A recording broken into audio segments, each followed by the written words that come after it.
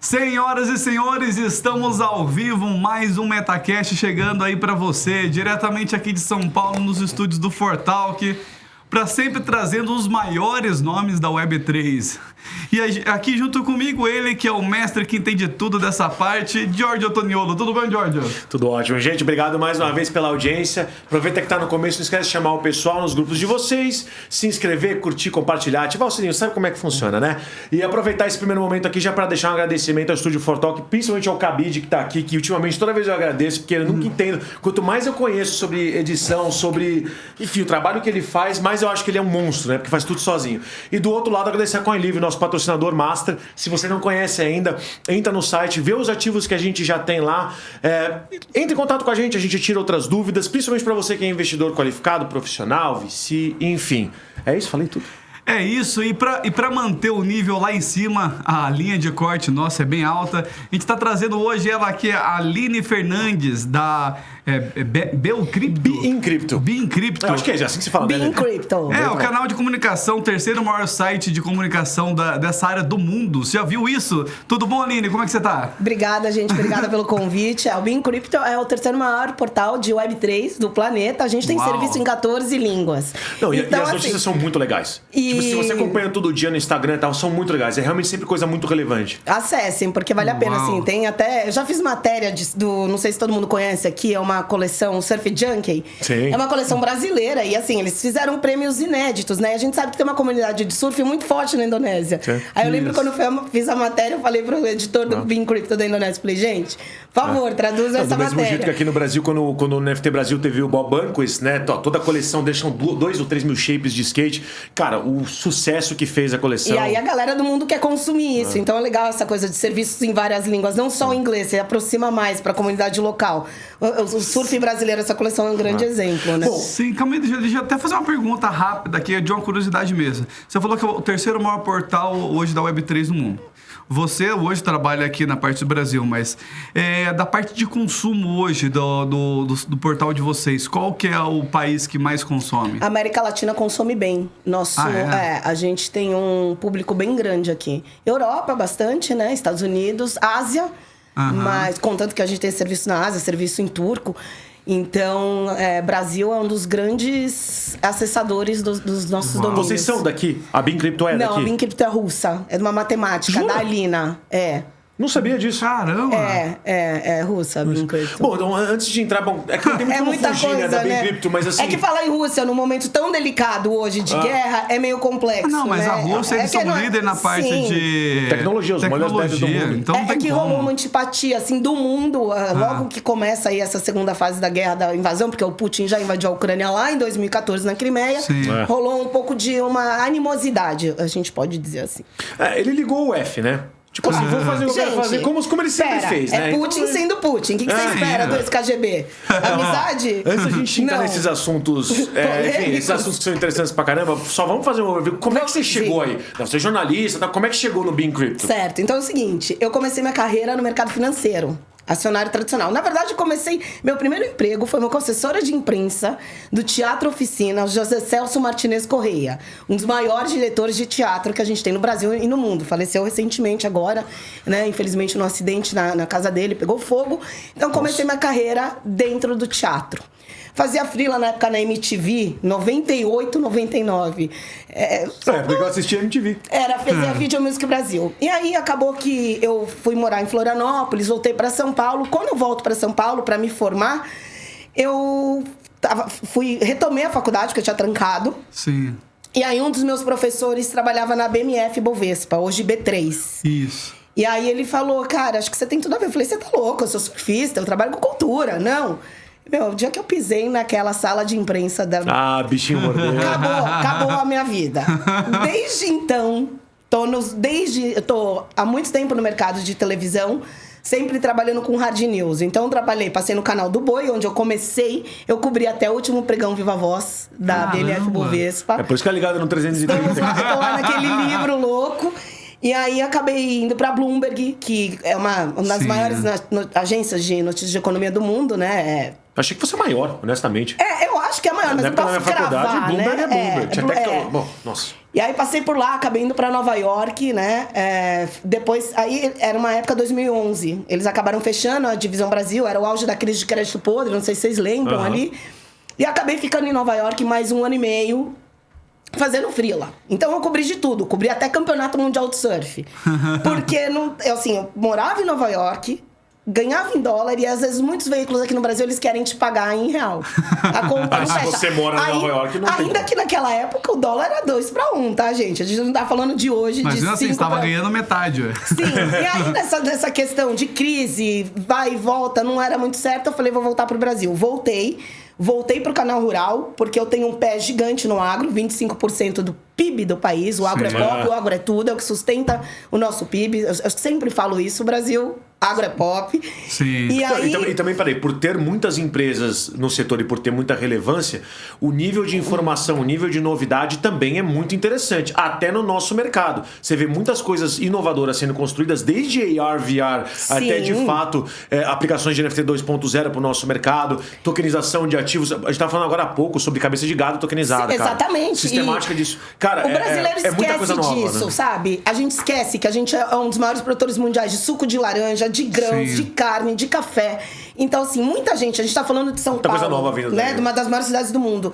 E agora a commodity tokenizada é o grande lance. Eu não sei se vocês conhecem o AgroToken, que tá no Lyft e tal. Eu fiz um painel com eles, eu fui curadora agora do Renovation Week do nosso palco de cripto. E assim, é impressionante, lotada a sala, todo mundo com sede de entender. Hoje, então, eu posso comprar um cafezinho com uma saca de soja, via AgroToken, né? Então, é uma solução fantástica. E só retomando, então, volto pro Brasil, volto pra área de agro. E aí, uma amiga minha me chamou, eu trabalhava no Canal Rural. E aí eu pensei, trabalhei a vida inteira muito com televisão, com hard news, eu sou pilhada, dá pra ver, né? E aí eu falei, gente, acho que eu não quero mais, eu quero sair de TV. Aí fui fazer assessoria de imprensa da Associação dos Criadores de Gado Nelore, que eu sempre tive esse envolvimento. Não sei se todo mundo sabe, mas mais de 80% do rebanho brasileiro é Nelore ou anelorado, um zebuíno indiano. E aí, voltei para assessoria de imprensa, fui para assessoria de imprensa. Falei, não, gente, na verdade, meu negócio é TV mesmo, depois de um ano. Uma amiga minha... tirar do 330 e botar no 110 de volta Reis, não é tão simples. Era apresentadora do Leitura Dinâmica, minha amiga. A Erika falou, cara, tem uma vaga aqui na Rede TV de editora de internacional. Falei, mas eu sou editora de economia, de agro, né? Ela falou, mas tem tudo a ver. Você já morou fora, tem experiência, né? Vai juntar tudo, porque uma coisa também é atrelada à outra. A gente não fala de área internacional sem você falar de geopolítica, de economia, dessas coisas que mexem. Aí fui pra TV aberta, gente. Saí de lá depois de 6 anos, quase, já coordenadora da área de internacional dos correspondentes. Então foi uma baita de uma experiência. Imagina ela por trás da Fátima Bernardes, pra trabalhar no 0.5, ela no 330, o desespero. Total. E aí acabei transitando um pouco nesse negócio de televisão aberta. Aí fiz freela na Globo News, Record.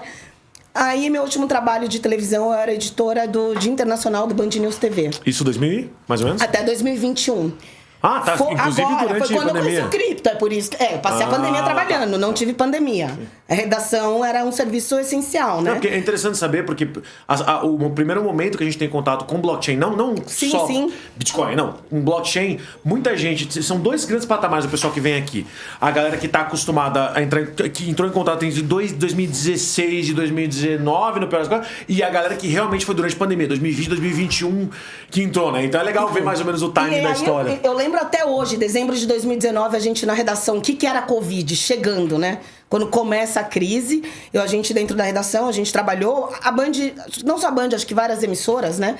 Tentaram fazer o esquema híbrido, mas tem um momento que televisão ao vivo você precisa estar fisicamente na redação, né? Complicado. E aí o que aconteceu? Eu já vinha de um processo o Hard News é maravilhoso, fiz isso boa parte da minha carreira, mas eu já estava me sentindo muito cansada. Eu não estava mais suportando plantões. A gente faz plantão. sim. É isso, né? O bombeiro trabalha no final, na folga, o jornalista trabalha, o médico trabalha, o padeiro trabalha. Então tem profissões que a gente sabe que se você escolheu trabalhar com hard news de TV, você vai trabalhar de domingo a domingo. Vai. E nunca reclamei, tá? Até porque você não acorda, não, você fala, não, sábado e domingo eu quero ficar alienado do mundo. Isso. E o mundo também não precisa saber nada do que tá acontecendo. Isso não existe. Não, né? e não é só isso, era uma opção de carreira. Mas aí, em 2021 eu fiquei muito doente. Eu tive uma herpes zoster interna que atingiu o nervo do meu glóbulo faríngeo. Fala. E aí eu fiquei 5 meses afastada, tudo em função de estresse, de plantão em cima de plantão, as coisas foram acumulando. E ali eu falei, não quero mais. Não quero mais isso, eu não quero mais fazer plantão, preciso achar alguma coisa. Mas eu já te conheço aqui há mais de um ano. Com certeza. A tua energia, o teu nível de energia, não importa o mercado que você tá, sempre foi esse. Sim. Todos os eventos tal. Não é como você falasse, não, parei por um aninho sabático, Não, seja lá pra onde sim. for, e agora eu vou viver uma vida de rede. Não foi isso? Aí eu cheguei até a prometer pra minha terapeuta, olha, eu vou Agora eu vou acalmar. acalmar. Agora vai, né? Ela falou, Acabou a hipertensão. Fiz agendinha, tudo, porque tem uma brincadeira que eles falam na redação, o jornalista não se aposenta, ele morre antes dos 40. É uma brincadeira que não é tão mentira assim. E aí, ali eu falei, o que eu vou fazer? Fui, saí da Band e com um grande medo, porque eu tinha uma carreira consolidada, fazia com o pé nas costas, conhecia todas as fontes, pessoas que estão... Porque assim, você trabalha com editoria de internacional, você tem que ter fontes pelo mundo. Né? Claro. Eu fiz um curso de jornalismo de guerra em Israel. Quer dizer, então você tem que saber o que tá rolando na França. Cara, quem que tá lá que pode entrar comigo agora ao vivo que vai me ajudar? Então é uma relação também que a gente vai construindo. Então eu ia largar tudo aquilo, medo, nova carreira, o que eu vou fazer? Eu tenho 45 anos, eu vou fazer agora em abril. Então, assim, tenho 44, vou fazer 45. Então, assim, é uma idade que você fala, cara, eu vou começar do zero? Aí, fui olhar o LinkedIn, vejo uma vaga, editor Bincrypto Brasil. Apliquei. Mandei meu currículo e tal. De novo, e isso você entrou bem 2021. 2021. No final de 2021. Já tinha. Você entrou para startar o Bincrypto no Brasil ou já tinha Não, já Bincrypto tinha no uma Brasil? equipe. Tá. Já tinha uma equipe e tal. Aí primeiro o RH de fora me contatou. Funciona tudo via internacional, via lá fora. Aí o RH falou, o que você manja de cripto? Eu falei, cara, eu mal sei o que é Bitcoin. Não, eu falei, não vou mentir, mas eu estou disposta a estudar. Eu venho de mercado financeiro, eu tenho pós em economia, fiz curso na Bolsa de Chicago, na NYSE, trabalhei dentro da BMF até o final, tenho vários cursos de especializações ali dentro. Trabalhando, fazendo networking com outras pessoas e trabalhando como jornalista. Ou seja, eu lido com informação, relaxa. Aí, vai dar bom. Então eu tinha toda uma bagagem de mercado acionário tradicional, que eu falei assim pro RH, gente, eu me comprometo a estudar e investir, mas hoje eu não tenho condição de te entregar uma matéria técnica nem maravilhosa. Não. A menina do RH falou, bom, gostei da sua sinceridade, porque muita gente vem aqui e entende muito. Mas como é que você entende muito de uma coisa tão nascente também, que a gente começou a ouvir falar? A gente sabe que existe, né, Bitcoin há mais de 10 anos, mas ele está se popularizando no mundo, é muito recente. E falar de blockchain, que a gente sabe que as empresas usam há décadas, algumas até, mas... Há décadas não, pode-se falar décadas. O McAfee falou que usava blockchain já lá atrás, né? Enfim. Bom. Agora todo mundo fala aqui, desde criancinha. Satoshi 2008 foi a primeira vez que isso realmente foi levado a sério por causa da crise dos Estados Unidos. Então 2008... Não dá pra falar décadas, a gente tá fala, tudo muito... que o pós-Satoshi, né? Antes de pós-Satoshi. Estamos no 15 pós-Satoshi. Então, E aí me comprometi a estudar, aí ela falou, gostei de você. Aí ela me passou na época pra a Júlia, que tocava o Brasil, que era nossa editora-chefe, né? A Júlia perguntou, eu falei a mesma coisa. Falei, cara, eu tenho experiência como jornalista. Eu sou o jornalista raiz. Não entendo, mas... Aí ela falou, cara, adorei. Eu não preciso treinar um jornalista, mas você estudar, você vai conseguir. Aí, gente, foi uma loucura. Primeira matéria que eu fui escrever, eu tive que ler mais 385. Em inglês. Pois é. Gente, aí eu fui... E assim, muito técnico, tá? Meu marido é engenheiro e não tava nessa área. Eu meio que fui chamando... Aline, só um detalhe. Quando eu comecei a estudar isso em 2015, 2016... era coreano. Então, gente... Pra traduzido em inglês, pra começar... Mas, assim, é que tem uma coisa que eu sempre falo, que é a mesma coisa... O Vitor, quando ele me conta, quando me chamou pra cá, ele fez uma reunião aqui, ele fez uma pergunta, que é a mesma coisa que eu vou... É o exemplo que eu vou dar pra agora. É como se você perguntasse pra você, o que você entende de medicina? Porque o pessoal acha que cripto é uma micro...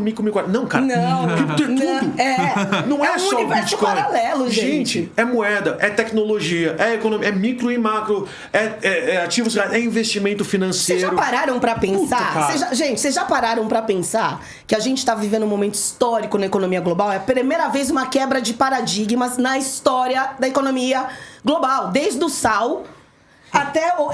Porque lá atrás, quando os caras pensaram, o sal era uma moeda. No Brasil, né? Não deixa de ser dinheiro, foi dinheiro. No Brasil é o equivalente ao plano real. Entendeu?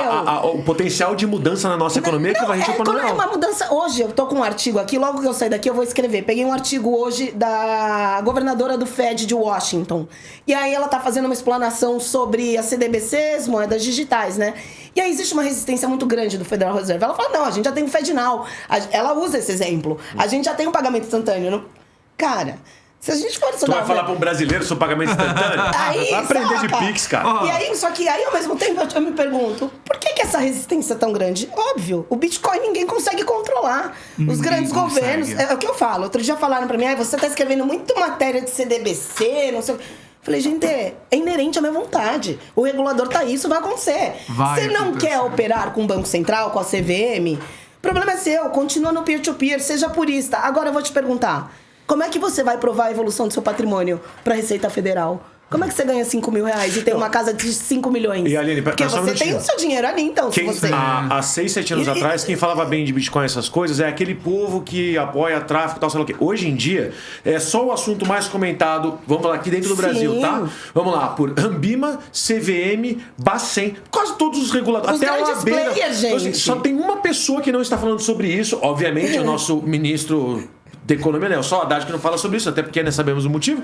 Mas enfim, só tá todo mundo falando sobre isso. Aí você vai ignorar que esse assunto existe? Claro que não tem como. É o que você falou, é inerente, não tem como não falar. Aí a questão é, você vai se especializar numa... É que nem o Orlando, entende muito de mercado. Mas você vê os inputs dele é sempre macro. Exato. Tem gente como Casta, que é a parte, obviamente, mais intelectual da coisa, disruptiva. Então cada um pode escolher uma microárea. Até porque... É muito difícil. Não tem como você estar atualizado. Não é impossível. Não, é impossível. Não tem como. Nem para um jornalista que trabalha com isso, nem para mim. Se vocês sabem, a quantidade de informação, ela dobra no mundo a cada 2 anos.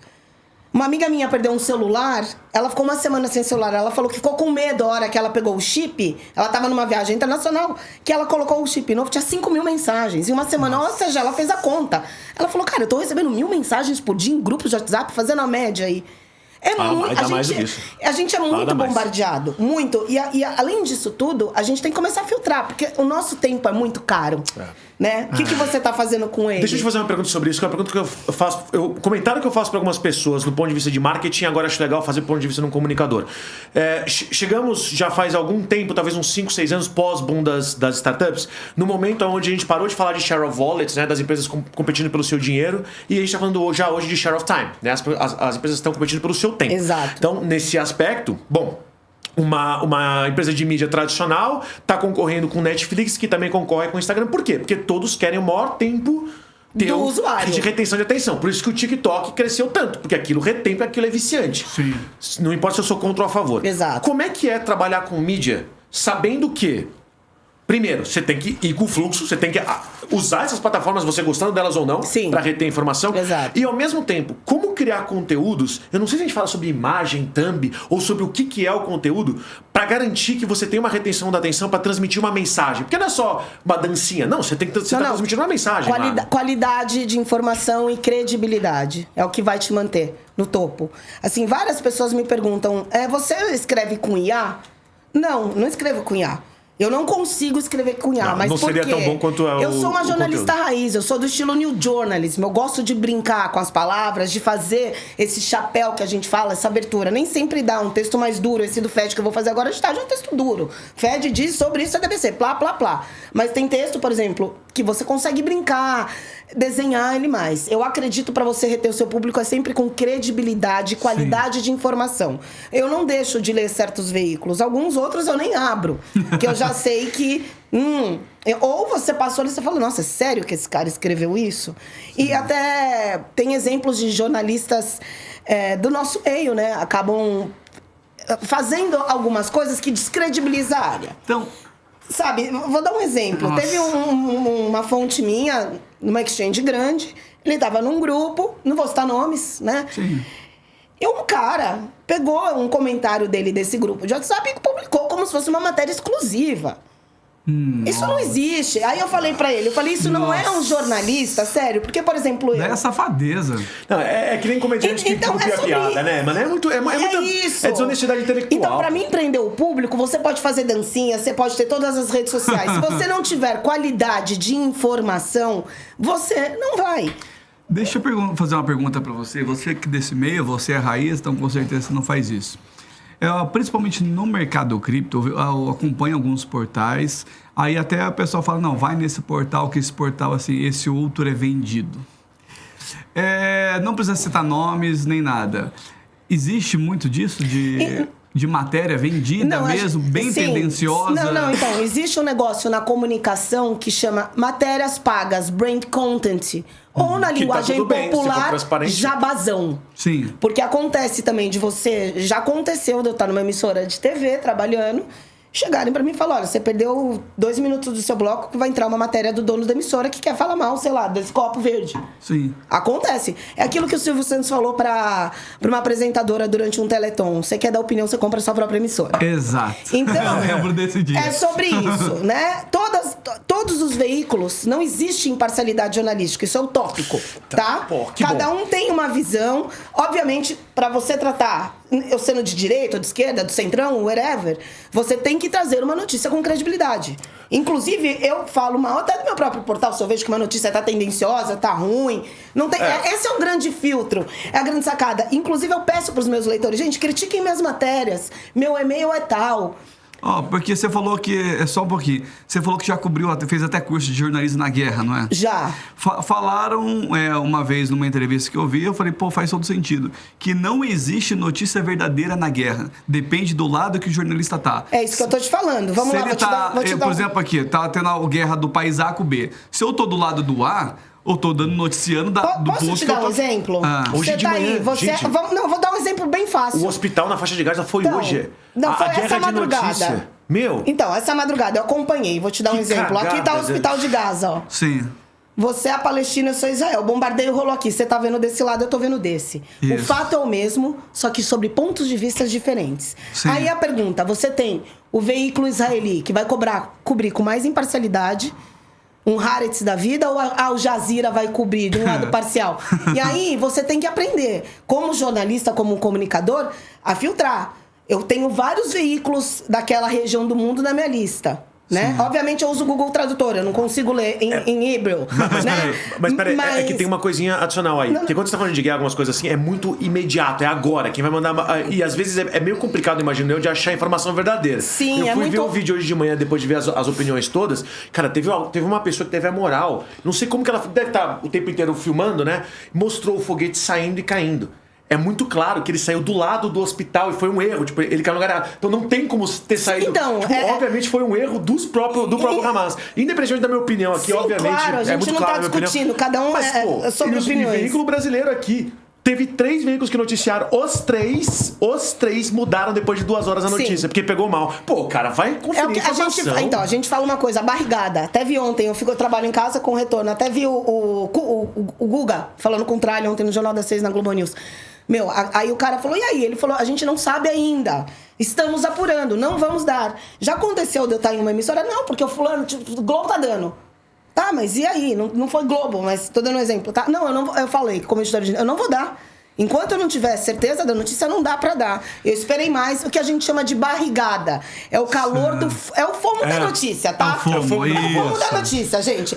Porque assim, todo mundo tá dando, eu também quero dar. Pô, como que a Reuters deu? Existe essa briga de agências de Então, notícias? mas aí agora a gente junta com o nosso...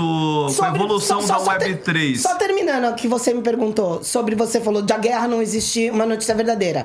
São vários pontos de vista. Você, como leitor, tem que entender, ler o que você puder, né? Juntar as informações, ver o que é crédulo ali, o que faz sentido ou não. Porque a gente pensa, né? Você fala, pô, isso não tá fazendo sentido. Imagens falam por si só. O foguete caindo ali. Contra fatos no argumentos, a imagem diz. Sim. Então, assim, nunca vai ter minha verdade sua verdade vai ser 100% verdade pra você. E a minha também. Então é bem complexo esse jogo aí de informação. Por isso que a gente fala muito em credibilidade. Que você fala, eu leio o Financial há 200 anos. Eu leio o New York Times desde que ele, sabe? Não, até uma coisa assim, que eu sempre critiquei bastante isso, até na questão dos próprios livros, o pessoal vai ler, vai estudar história, tá, beleza. Vamos supor que nós estamos aqui em 2060, hoje é 2060. E aí, vamos aprender na escola o que aconteceu nas eleições, ou no caso da Dilma lá. Ela foi impeachmentada. Dilma, quem escreveu o livro? Não, livro, tá? Se é um pró-Dilma, não que foi o golpe, que foi isso, aquilo. Se for o contrário, ela foi impeachmentada porque ela... Geralmente são historiadores, né? Sim, mas aí mas o historiador também tem viés. A gente não viu o erro de língua portuguesa recente aqui em materiais, gente, do Brasil... Assim, coisa absurda. Sim. Né? Aí, cadê o Ministério da Educação? Cadê a revisão? Não, assim, são tanta coisa que as pessoas às vezes ficam tão cegas pro negócio. Calma aí, foi um humano que escreveu aquilo. Ou foi uma máquina? Que a gente tá na era da IA, né? E o humano, ele geralmente tem uma tendência. Então, mesmo, eu tô estudando aqui, tá, mas com qual direcionamento? Esse cara tinha qual visão da época? E agora pegando, olha a dificuldade que você tá passando mais ainda por isso. Nós estamos na era da internet, Web3, que agora você tem vídeo fake, você tem voz fake, imagem fake e vídeo fake. Como é que você apura? Você estava falando de apuração, não vou soltar ainda. Então, deixa eu completar a pergunta. Tá. Como é que você apura, ainda levando em consideração que antes no jornal você tinha dias pra fazer a matéria? Não. Ou dias, você tinha tempo pra... E agora você tem talvez minutos. No jornal ao vivo, diário, você não tem dias pra fazer matéria. Verdade. Você constrói a matéria o VT no dia, tá? Se acordou, bom, Biden tá falando hoje no... Mas que tal 15 minutos pra fazer uma matéria? Então, aí o que acontece? Eu tenho uma premissa ética pessoal, na dúvida não. Eu sempre vou checar. A gente tá falando do Hamas, não tem alguma fonte Hamas? Não tenho. Tenho na Autoridade Nacional Palestina? Quem que tem alguém lá pra me confirmar? Boa. Não tem como. Veículos oficiais, páginas oficiais, o Twitter do presidente. Se não vira boato oficial. Entendeu? Só que você não tá lá. Não, mas olha aqui, ó. Aí o próprio Globo News ontem assumiu, não temos informações desencontradas. O Hamas diz isso, a Mossad diz isso. Então, assim... Nunca ouvi isso ao vivo. Nunca vi também. Gostaria de pegar isso. Ontem de tarde. Então, assim... E o G1 hoje fez besteira. Então, mas o G1 não é Globo News, tá? São equipes diferentes. É verdade. Vamos lembrar. É verdade. O pessoal da Globo News não trabalha pro G1. Eles entram lá, fazem... Mas Entendi. não é. Bom saber. Tá? São pessoas diferentes. Nesse caso específico, tem o mesmo conglomerado. Tem o vídeo que sai ali exatamente do local próximo e faz. Mas vamos supor que também tem um vídeo editado saindo de um outro local. A gente recebe, nós jornalistas, é aí que eu quero chegar. A gente trabalha com ferramentas, tá? Tem iProof, eu ia falar assim, já tem iProof. As televisões, todas... Tem agências de notícias, a gente tem Reuters, Associated Press, a gente recebe do mundo inteiro imagens. Quando vem um vídeo que não é checado, a própria agência já manda um advisory. Este vídeo não foi checado, estamos checando. Se você quiser colocar no ar como um vídeo não checado, você pode, desde que você posicione seu telespectador. Né? Então a gente recebe do mundo inteiro o tempo todo nas agências. Tem gente lá trabalhando. Existe uma assinatura, é caro. Você ter um departamento de internacional, você tem que ter 4 ou 5 provedores de agências do mundo inteiro. Só uma informação rápida que eu tô falando aqui. Já existe AI Proof, tá, gente? Já tem softwares que reconhecem esse algo pode ser imagem, vídeo, voz ou texto, se for escrito não por AI. Você assina ele por mês, tal. Tem a parte para você, pessoa normal, para um professor de sala de aula, como tem a parte institucional também, são assinaturas mais caras, que roda mais, mas já existe AI Proof. E são serviços caríssimos, tá? Você procura quanto custa pra você ter uma Reuters aqui, pra você ter uma agência de notícias. Não é barato, você tem uso de imagem. Então, assim, tem uma estrutura por trás. Ninguém tira a notícia do além. Igual uma vez eu tava numa emissora, eu falei pra uma editora, eu acho que hoje teve um bombardeio assim em Bagdá. Ela, você tem certeza? Eu falei, não, tô inventando hoje um bombardeio porque tá fraco o dia. Pô, gente... Morreu pouca gente hoje. Sabe? Não, e igual teve um cara que falou assim, editor de imagem. Você vai pra ilha de edição, você cria o seu VT, você vê as imagens na agência, você separa e vai pra ilha de edição. Aí era um ataque, um em Bagdá, um no Irã. Era um giro de notícias. Cara, não, vou colocar esse bombardeio aqui do Irã no de Bagdá, tudo bombardeio. Eu falei, querido, pelo amor de Deus. Entende? Top 5 bombardeios de hoje. Isso só pra dar leitura, pô. Então existe uma coisa de checagem. Eu sou insuportável, a chata de checagem, de ética, porque assim, é credibilidade. Credibilidade. Se ela tá no 330, imagina o aspira dela. A credibilidade tá tão assim que o pessoal até tem a brincadeira. Jornalismo brasileiro pagando bem, até a verdade eles falam. Se pagar bem, até a verdade. E você tá vendo como tá descredibilizado? Contanto que tem um monte de fato ou fake, não sei o quê. Pergunta pra vocês, eu vou devolver. Vocês conseguem identificar um texto escrito por IA? Não. Quando eu uso algum texto para poder aprender, o meu dia a dia de estudo, eu tenho uma AI que resume para mim tal, sei lá o quê, e eu peço para ela desconsiderar coisas que vêm de AI, mas ela já faz isso automaticamente, porque no final do dia ela me dá um resumo das principais notícias e me ensina o que eu não sei. O que ela sabe que eu não sei porque é uma AI específica aí, mas eu já peço para ela desconsiderar. Entende? Mas se eu vejo só uma notícia rápida, às vezes eu fico, tipo assim, a notícia faz 1 hora só e já tem 3 portais falando sobre ela. Portal oficial ou não? Sim. Eu falo, gente, com 1 hora, deu tempo de você verificar. E aí eu vou fazer um comentário aqui, porque a grande ponto é o seguinte, vou dar como exemplo o próprio Instagram. A quantidade de conversão e de importância que um perfil leva quando um story dele é visto até o final, quando ele é virado direto, é bizarro. E aí pra você chamar a atenção, você tem que fazer o quê? Que tipo de manchete, que tipo de frase, que tipo de figura. É o clickbait que a galera fala, Por isso que eu perguntei, como é que esse cara, em 1 hora do que aconteceu agora há pouco, quando? Há 40 minutos atrás, qual é a chance desse cara? E ainda tem o link pra matéria inteira. Qual que é a chance desse cara ter conseguido as imagens de maneira oficial, Agência de notícias. referência, tal, Agência de notícias, a gente recebe. Não, tudo vocês. Jornalistas. Alfinetei. Não, aí eu não sei se ele tem, entendeu? Mas o problema é que às vezes você não sabe. O meu ponto é justamente isso. Quando você tá rodando e prestando atenção numa coisa ou em outra, muitas vezes você não viu de qual que veio. Porque pra mim, às vezes, um alfinetei, não ele especificamente, só dando um exemplo, um choquei e tal, pode ter coisa dali que eu quero ver. Só que esse pessoal tá sendo confundido. Perfil de fofoca, tipo, sei lá o quê, um Léo Dias e o G8 virou a mesma coisa. Eu vou mostrar um aplicativo pra vocês, ó. Só que você não vê. Dá uma olhada, você passa pra ele. Chama Breaking News. É um aplicativo que eu tenho agências do mundo inteiro. Eu tenho NHK, ESPN. Eu não sei se vai dar pra mostrar aqui, Cabide. Não, mas depois a gente pode colocar no... não vai dar pra Não, depois eu mando pra ele, a gente pode colocar, mostrar a cara. Muito legal. E aí, ela é em tempo real, tá? Então eu tenho aqui, ó. A gente tá aqui. Logicamente é tudo em inglês. E aí só veículos de imprensa CNN, Associated Press, New York Times, ABC, Fox, Associated France Press, Washington Post, Financial. Você tem aqui uma porra, ESPN Sports, NHK. Eu tenho vários serviços, ó. Porque eu tenho essa herança de breaking news, de televisão, de hard news. Então eu carrego comigo.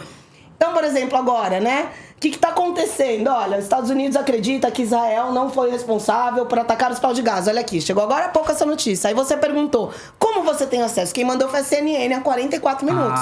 Eles têm correspondentes na faixa de Gaza, eles têm correspondentes trabalhando lá, a Reuters tá lá, a Associated Press tá lá. Então as coisas estão acontecendo, os jornalistas estão mandando os breaking news. Então aí que eu te falo, como você sabe que ele perguntou, como que a gente consegue apurar tão rápido? A gente consegue, a gente tem um serviço de agências rolando aí pelo mundo inteiro. Obviamente, esse aqui é um serviço que eu clico, vai direto pro site da CNN. Sim. Mas tem serviço que é pago. Né? Que você vai ter que ser sócio. Você consegue ler todas as notícias da Bloomberg? Provavelmente não. Você vai ter que pagar $1 aí mensal. Sim. Seja. Então, mas aí até eu fico pensando, por exemplo, hoje o cara que ele opera no mercado financeiro. Ele opera aqui na mesa dele com várias telas aqui, tela de gráfico, tela de notícia, tela disso, aquilo.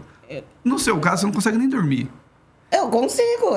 Você falou plantão, é 24 horas. Meu, todo momento. E o que faz você soltar alguma notícia ou não disso? Porque tá chegando toda hora, chega de tudo. Então, o presidente Biden anunciou aí, ó, 100 milhões em ajuda humanitária pros palestinos em Gaza. Aqui, ó. Olha aí, ó, uma das últimas notícias aqui. Acabou de chegar. Aí de quem que é a notícia? Da ABC. É um veículo crédulo. Isso. Os caras têm correspondentes no mundo inteiro. Então o cara tá em loco ali acompanhando a coletiva do Biden. É uma coletiva transmitida pra quem tá trabalhando na redação. Então todo mundo tem acesso. Você vê as coletivas, talvez no Facebook da Casa Branca eu já consegui acompanhar a coletiva. Então são informações que elas estão aí. Elas estão rodando. E o que me faz cobrir, o que eu vou colocar hoje no meu giro internacional? É isso que tá me perguntando? Isso. Você seleciona. O que acontece? A gente, editor de Inter, cobre mais de 200 países. Então você imagina como que eu vou resumir isso em 3 notícias, num giro com mais de 200 países rolando. Deixa eu fazer uma pergunta então, rapidinho. Só concluindo. Aí a gente só termina... Você seleciona que é relevante por dia, falar então da ajuda humanitária do Biden, hoje seria, mas isso já vai para um VT especial, já não iria pro giro. Sim. Você seleciona o que tá rolando no mundo. É um trabalho, é o editor. Eu não queria perder esse caminho, esse gancho para fazer justamente uma pergunta sobre viés.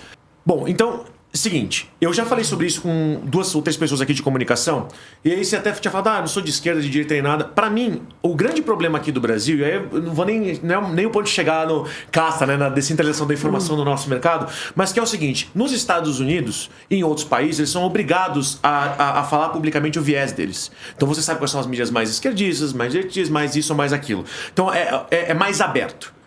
Aqui no Brasil, a gente sempre teve um monopólio muito mais fechado das emissoras de canal aberto. E elas nunca foram obrigadas a falar, eu sou mais esquerdista, eu sou mais direito. Eles não foram obrigados a nada. Então o brasileiro normal, a dona de casa, ela vê aquilo e aquilo para ela é notícia. Como se não existisse viés. Aquilo é informação. E só é a mesma questão que eu falo que no colégio não tem ensino básico de finanças, matemáticas, você não sabe o que é juros simples e composto. Pô, não ensinam nem o básico, a gente não sabe nem quais são os 3 poderes, muito menos que a mídia viesada. Isso era pra mim era o básico. Não que a gente tenha que obrigar a mídia a se declarar, mas as pessoas nem sabem que esse viés existe. As pessoas acham que os canais de TV abertos são obrigados a dizer a verdade sem viés nenhum. E de novo, é o que você mesmo falou, não existe não ter viés. Aí, eu vou levar isso pro nosso mercado agora. Imparcialidade jornalística, foi o que eu falei, agora, porque não existe, é utópico. Voltando para o nosso mercado especificamente, quando você fala Bean Crypto sobre o mercado cripto, eu nem me preocupo se você é de direita ou de esquerda, até porque, vamos lá, eu não sou cientista político, mas eu estudei isso por mais de 10 anos. Cara, é um losango, né? Nós somos todos aqui, por definição, liberais e libertários. Se você é quase ANCAP ou não, é outra história que a gente pode falar. Eu não me considero ANCAP, mas tô quase lá, mas eu sou liberal e libertário. Se o teu canal fala só sobre, de maneira geral, coisas que envolvem cripto, e você tá lá, não sentando pau, mas apresentando as novas coisas que estão aparecendo, tal, sei lá o quê, pode estar criticando ou não um Drex da vida, você é liberal e libertário. Então a carta capital é de esquerda, tá tudo bem. Enquanto pra mim estiver claro, tá tranquilo. Mas a sua crítica, a sua pergunta é sobre os veículos brasileiros não definirem suas posições. Eu acho ao contrário. A gente vive em grandes conglomerados tocados por famílias. Grupo Folha, Família Frias, Estadão... Mas as pessoas normais sabem disso? Esse é o ponto. Não sabem. Porque, primeira coisa, aí a gente entra numa questão anterior a essa. Educação. Né? Não tem a gente vive num país que a educação básica é muito precária. As pessoas não aprendem nem a pensar. Todo mundo quer tudo muito mastigado. A Natália Arcuri, não sei se vocês conhecem do Me Poupe, a Nath fala uma coisa, ela brinca muito com a questão do lúdico para ensinar as pessoas, porque as pessoas querem a educação financeira mastigada. O cara não quer ler um livro de blockchain, cara. O cara não quer estudar sobre...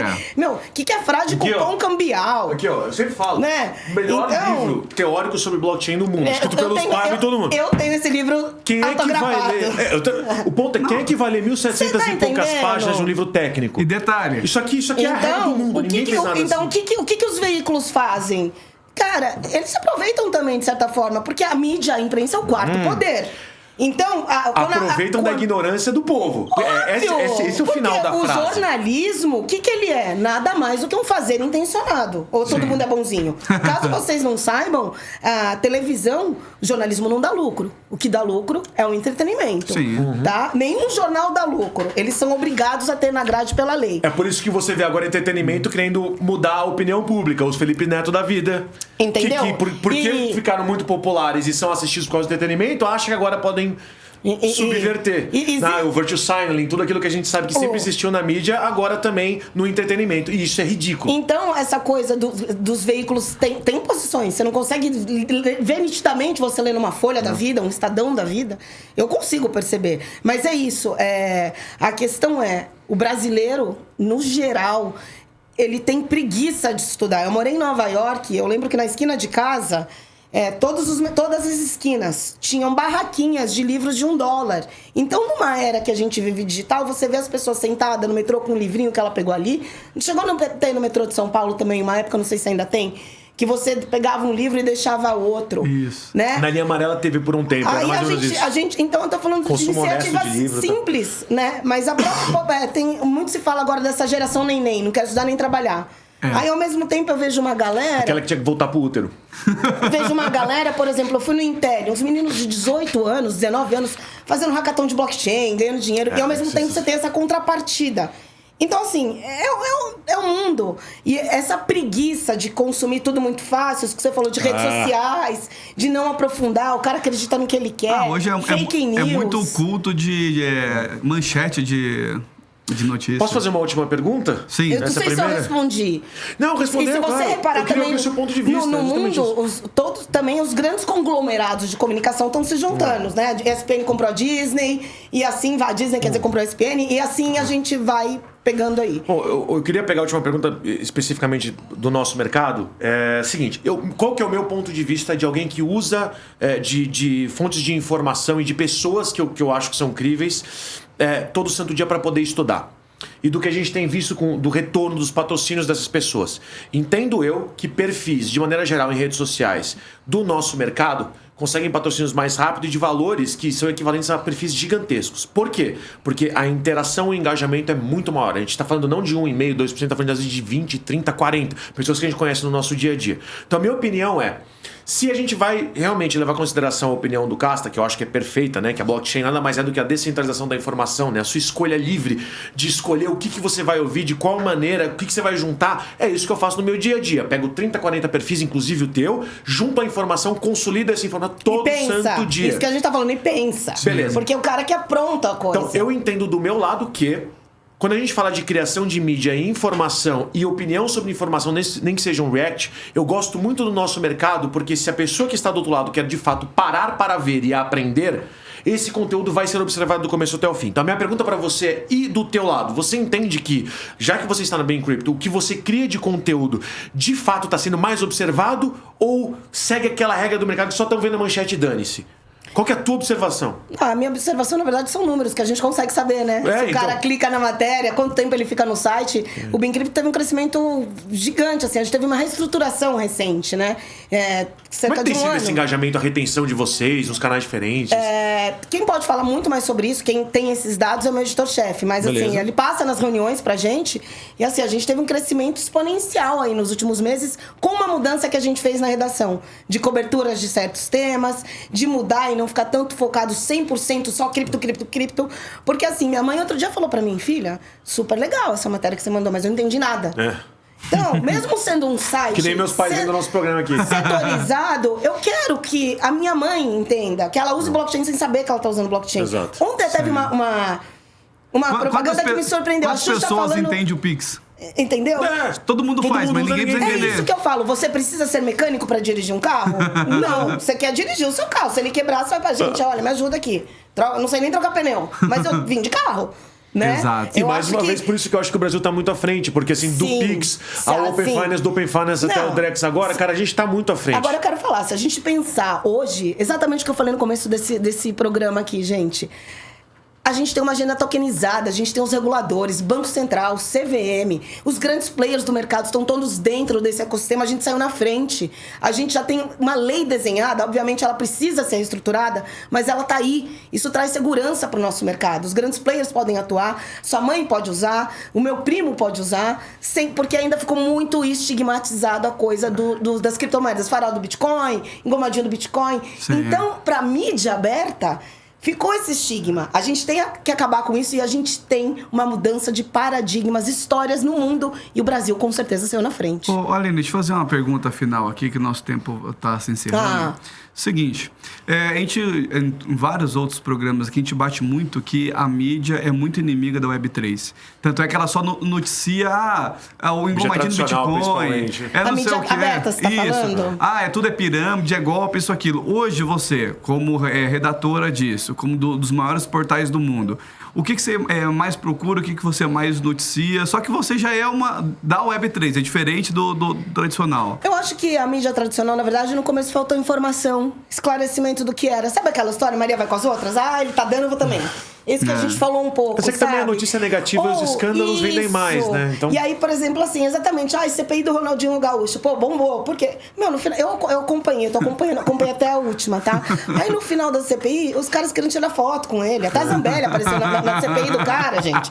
Então, aí a diretoria da Binance tá sendo investigada, todo mundo agora tá dentro dessa CPI, todo mundo cometeu crime agora. Então, é uma situação... Sim. Tá, posso só complementar a tua pergunta rapidinho? Ok. Então, e se a gente pegar o meio termo? A gente tem as Bean Crypto, a Web3 News, sei lá o que fala muito mais desse mercado, e você tem uma Globo da vida que vai falar quando tiver uma FTX. Então, mas espera, a gente tem o meio do caminho também. A gente tem de um valor econômico, de uma FinTrans, veículos que têm interesse em mostrar os dois lados. Do ponto de vista desses, muitos que a gente já conhece, que vão nos nossos eventos, você sente do lado deles que eles estão animados? Tipo sim, assim, que o mercado tá mudando, claro. que tá tendo mais visualização? Valor é Grupo Globo, né? Ele já tem uma área de cripto muito competente, inclusive. Sim. A Globo aberta, Concordo. quem diria? Fiz uma entrevista com a Globo. Exame também, que a Globo tem o primeiro marketplace de TV. A Globo tem NFT. Eles lançaram Todas as Flores, que é uma série que tá passando. Boa. E aí a Xuxa lançou o Xuxa Verso, que é uma grande sacada. E aí, no começo, os cases, figurinhas digitais. Porque NFT, o que é isso, gente? É um xingamento pro cara que não sabe, né? Token não fungível, que isso? É macaquinho pixelado? E aí, ontem eu vi, por acaso, por coincidência, uma propaganda. A Xuxa falando de NFT, para as pessoas continuarem comprando aí os próximos e tal. Então, a Globo, um dos maiores conglomerados do país, o maior de comunicação, tá falando disso abertamente, mostra que a gente está chegando pro aberto. A gente tem que falar com a sociedade. Porque só a gente ficar no nicho da Web3, na minha bolha, falar com você que domina, falar com você que domina, falar com o CZ, cara... Não, eu quero que todo mundo... Tem que transmitir pra todo mundo. Pra mim, respondendo, o que falta, sim, muitas vezes é informação, preconceito, né? Bitcoin é usado pra crime, lavagem de dinheiro, terrorismo, tráfico de drogas, né? Esse do engomadinho do Bitcoin, teve um caso que, acho que, sei lá, Comando Vermelho tava atrás do cara porque tava lavando dinheiro. Inclusive, cortaram o fluxo do Hamas de financiamento do Irã porque cortaram acesso ao blockchain. Exatamente, exatamente. Aí, né? Blockchain então, salvando o mundo. Salvando vidas. ou não, em alguns casos, mas assim, outra polêmica. Mas é isso. Sim. Ô Aline, eu vou fazer o seguinte, nosso tempo aqui é muito curto, a gente chegou na parte final. Momento final, câmera aberta e você, microfone aberto, considerações finais, agradecimentos. Deixar os arrobas, por muito importante. Eu quero agradecer vocês pelo convite, né? Meu arroba pessoal é @Aline Sucesso. É palhaçada, mas é verdade. Aline tá? Sucesso. Aline Sucesso. BR_BeanCrypto. brbeancrypto.com também é o nosso site. A gente tem Twitter, BeanCrypto Brasil, tem Instagram e LinkedIn. O LinkedIn é o global da gente. Eu quero dizer para vocês que o Brasil está vivendo um momento fantástico na nova era da economia tokenizada, que a gente tem aí juntos os grandes players do mercado, as grandes empresas, os pequenininhos também, a iniciativa do Drex, do próprio Banco Central, de escutar a sociedade e desenvolver essas soluções, está levando a gente para um outro patamar. O Banco Central, vamos lembrar aí que agora há pouco a gente ganhou um prêmio internacional por inovação. Sim. Então a gente tem que seguir nessa toada, a gente estudem, leiam, e nunca é demais, né? E me leiam também, aceito as críticas também para o meu trabalho, é sempre importante para a gente evoluir. E obrigada, gente. É isso aí. Com oferecimento da Coin Livre, a nosso patrocinador master aqui, o link tá na descrição. Essa foi a Aline Fernandes, BeanCrypto, Aline Sucesso, os links dela tá na descrição. Um das maiores vozes hoje da Web3, que hoje abastece todo mundo aí na comunicação. Na comunicação específica da Web3. Então esse foi mais um podcast nosso, mais um MetaCast, tentando levar os melhores convidados, as melhores notícias para vocês. Não é isso, Giorgio? É isso, gente. Muito obrigado pela audiência mais uma vez. Não esquece de deixar o like, de se inscrever, ativar a notificação. Já posso dar o spoiler agora. O episódio 100 vai ser sobre o mercado de comunicação. Então a Rita já vai voltar, a Aline já vai voltar. Inclusive, a Rita que acabou de mandar mensagem. Você tá gravando com a Aline? Eu falei, mandei a foto para ela. Enfim, espero que vocês tenham gostado e até o próximo programa. Valeu. Até mais. Sucessão, tchau, tchau. gente. Obrigada.